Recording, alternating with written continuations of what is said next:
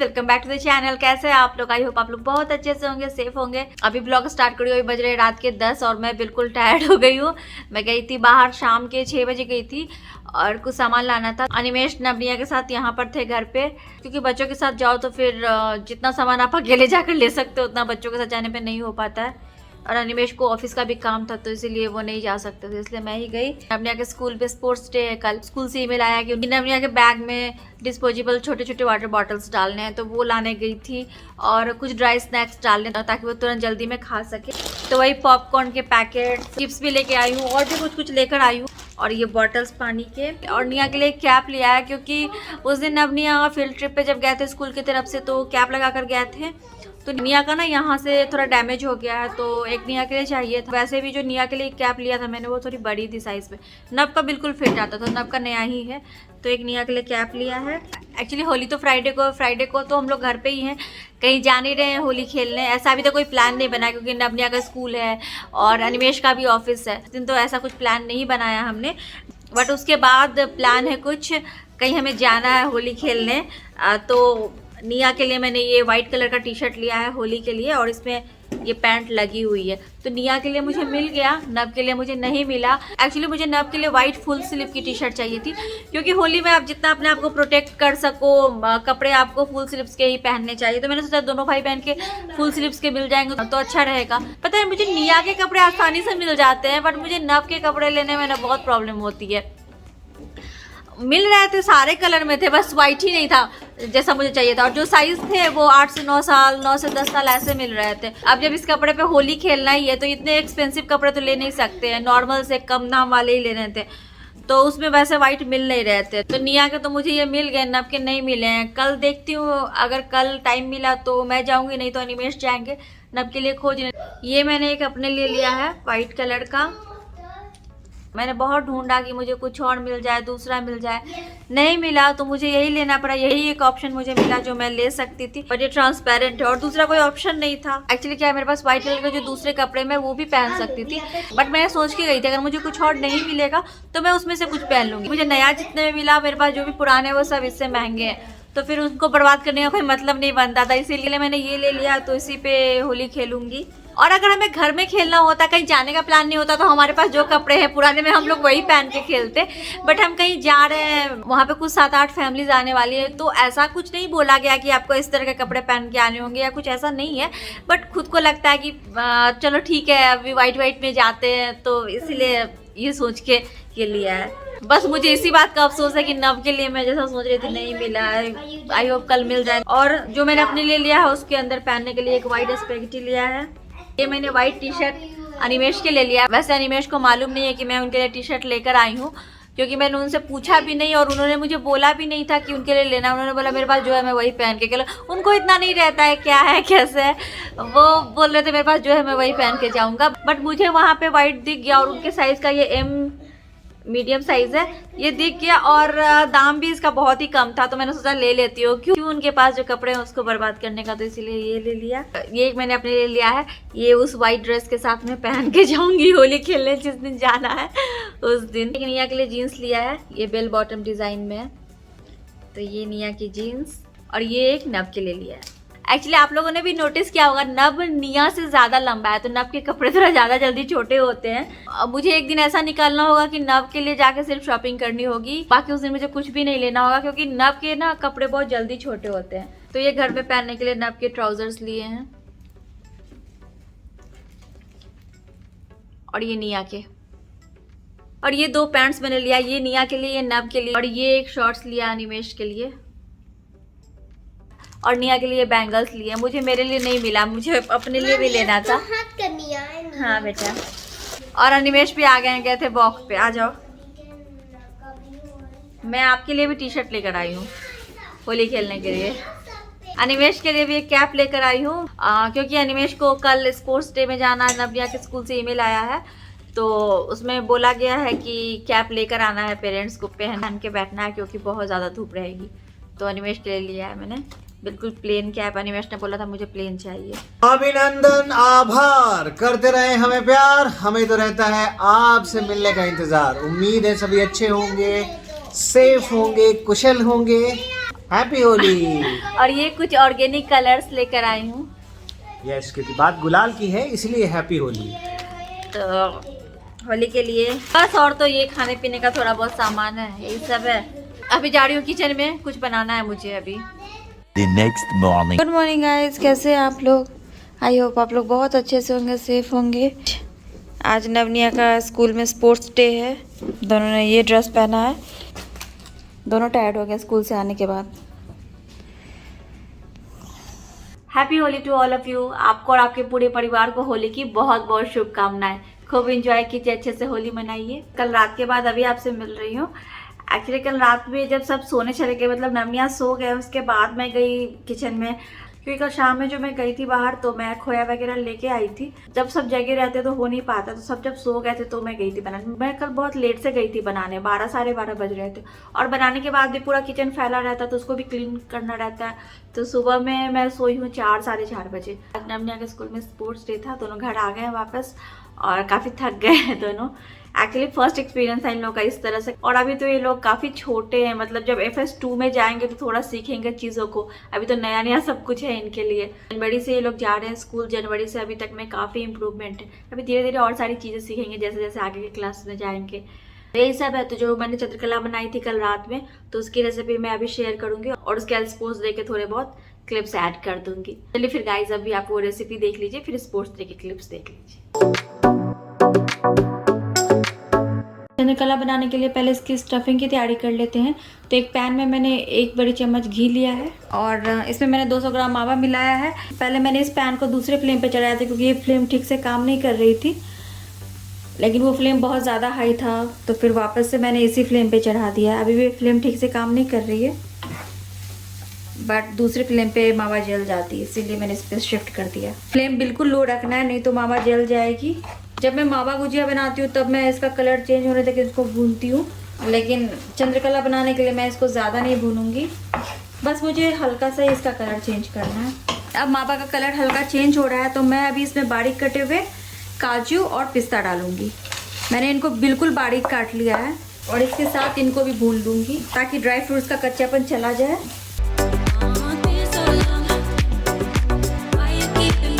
अब मैं डालूंगी इसमें आधी छोटी चम्मच इलायची पाउडर और मावे को मैं स्पैटुला से हल्के हल्के प्रेस भी कर रही हूँ ताकि इसमें कोई भी लम्स ना रहे।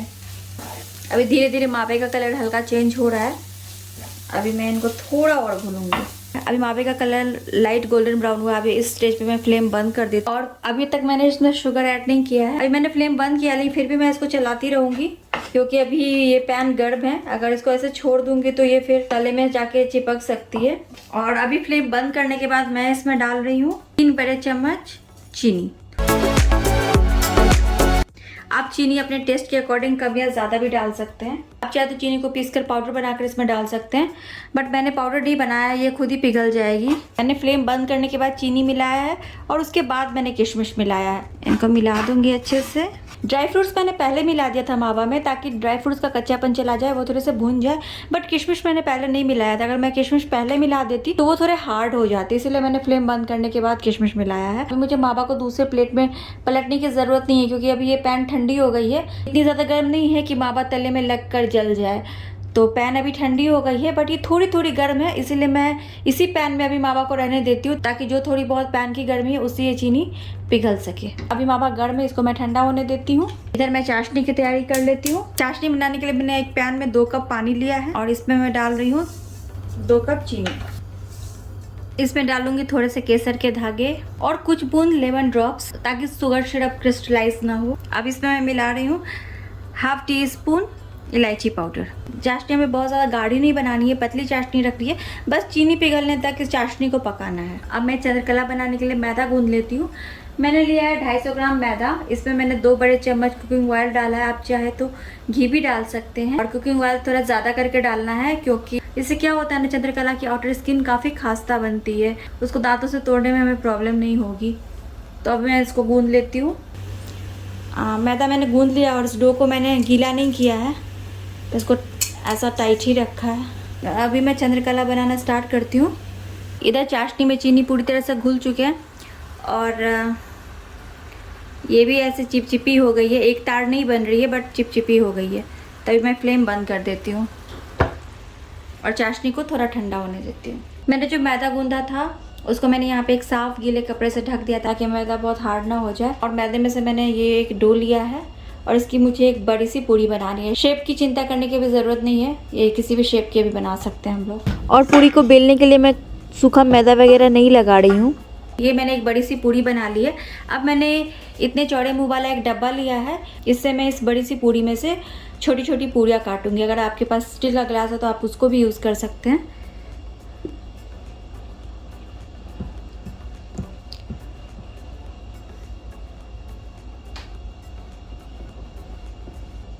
इससे क्या होगा ना, आपकी सारी पूरियाँ बिल्कुल एक साइज़ की बनेगी। जो भी एक्स्ट्रा मैदा है उसको हटा दूंगी। अभी मैंने एक पूरी लिया है, इसमें मैं आधे साइड पानी लगा रही हूँ और दूसरी पूरी इसके ऊपर चिपका रही हूँ।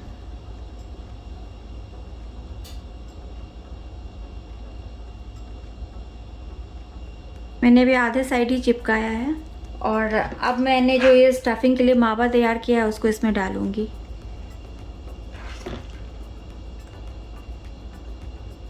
मावा की स्टफिंग ज़्यादा नहीं करनी है, नहीं तो चंद्रकला फट जाएगी।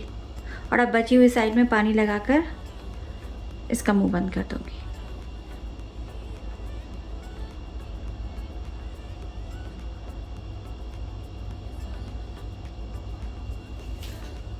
और अब डिज़ाइन बनाऊंगी, तो डिज़ाइन बनाने के लिए इसको कुछ इस तरह से प्रेस करूंगी और फिर ऐसे घुमाऊंगी।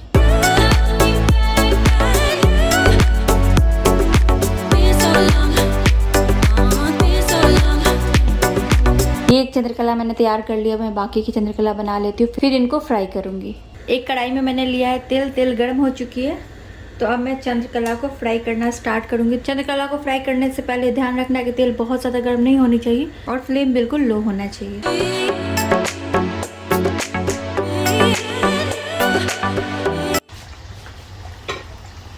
और इनको दोनों तरफ से गोल्डन ब्राउन होने तक फ्राई कर लेंगे। तो ये दोनों तरफ से गोल्डन ब्राउन हो गए हैं, तो मैं इनको निकाल लेती हूँ।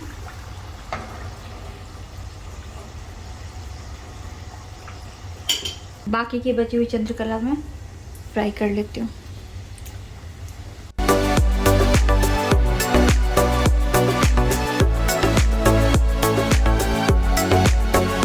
चंद्रकला मैंने फ्राई कर लिया है, मैं इनको चाशनी में डालूंगी।